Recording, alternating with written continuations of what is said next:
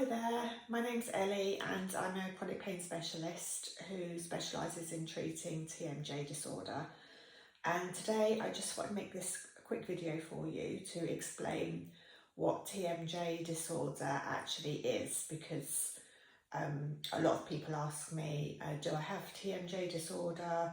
I'm not sure if I've got it or not, but I've got jaw pain, does that mean I have it? So I just thought I'd run through how a diagnosis usually takes place by a dentist. So TMJ disorder stands for the temporomandibular joint disorder.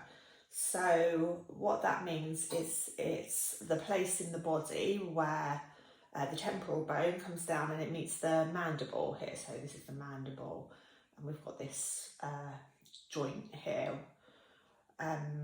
which is a fossa, so a kind of articulation here of the mandible goes into a nice kind of opening here of the temporal bone. And then, as you know, the jaw can do, this joint allows the jaw to do the open and close of the joint and also a side to side, which we call deviation, like this. Okay, so that's what the TMJ stands for, temporomandibular joint dysfunction. Sometimes it's called TMJ as a problem, or sometimes it's called TMJD, or I've heard it called TMD as well. So all of those abbreviations, when people say TMJ, what they're actually saying is temporomandibular joints, but if they're usually referring to a problem there rather than just talking about the joint itself. So if you hear TMJ, TMJD, TMD, TMJ disorder, they are all of the same thing. They're just referred to slightly differently by different practitioners. So that clears that up. So what actually is TMJ disorder? So disorder is similar to a syndrome in that there isn't a specific test to see whether you have TMJ disorder or not. So there isn't a range of tests that a dentist or a consultant would run through in order to diagnose you with TMJ disorder. What would happen if you went to a dentist or you got referred to a consultant is they would ask about your symptoms, and then if you ticked enough boxes, then you'd be given the diagnosis TMJ disorder. So I just thought I'd run through what those symptoms are, then hopefully by the end of the video you will have a better understanding then of what TMJ disorder is and get an idea for yourself about whether you think you might have it or not. So the list of symptoms that are kind of tick box by most dentists and practitioners, but this can be really varied as well, and some of these are things that I've taken on board from clients rather than what's sort of written in the textbooks. So depending on who you see, their list of criteria to diagnosis can be really different. So, but the most common symptoms that I believe that dentists use for diagnosis are jaw pain, which is usually a deep jaw pain. That could be either in the left or the right, so a deep pain in the joint here.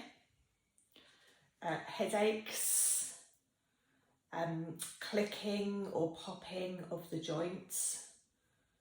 Atrismus, which refers to the inability to open the jaw. And the criteria is usually 3 fingers. So if you take 3 of your fingers, open your jaw and place them in your mouth like this, you should be able to get 3 fingers between your teeth there. If you can't, then that's usually an indication of trismus, the inability to open the jaw wide enough. I mean, everybody's opening is different, but wide enough. So trismus, tinnitus, which is a ringing, buzzing or high-pitched sounds in the ear, either one ear or both ears, and that can be constant or that can come and go. Neck pain or discomfort is another symptom. So you might find either the sort of side of your neck here or down the back of your neck may ache, or you may have tightness or soreness there. That's another symptom. Ear pain, so different to ear ringing, but a pain behind the ear that has been ruled out as being an infection. So you know that you don't have an ear infection, but you just keep getting this pain in your ear or behind your ear. And again, that can be constant or that can come and go. And another really kind of symptom that surprises a lot of people is actually tooth pain. So one of the symptoms of TMJ disorder is pain into the teeth. So it could be one tooth, it could be the top, it could be the bottom, or it could be a whole row of teeth.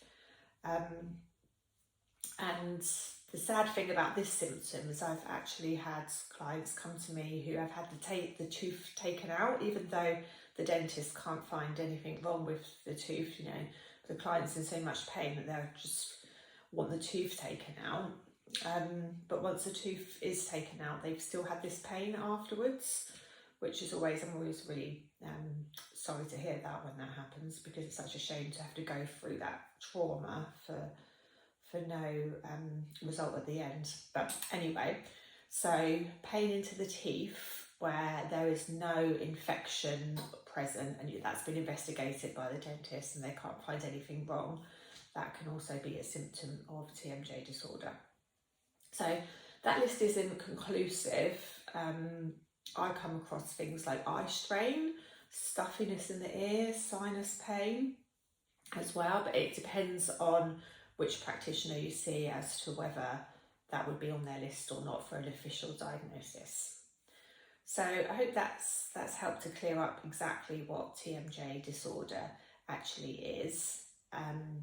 It's basically, as I say, a range of symptoms, and if you go and see a dentist or a consultant and you tick enough boxes, you're usually given that diagnosis.